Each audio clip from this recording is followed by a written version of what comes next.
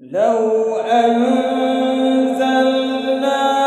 هذا القرآن على جبل لرأيته مقام صلى جواب. لو أنزلنا هذا القرآن على جبل لرأيته خاشعا متصدعا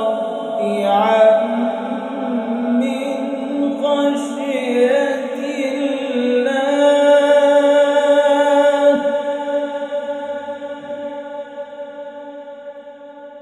مقام صلى جواب. لو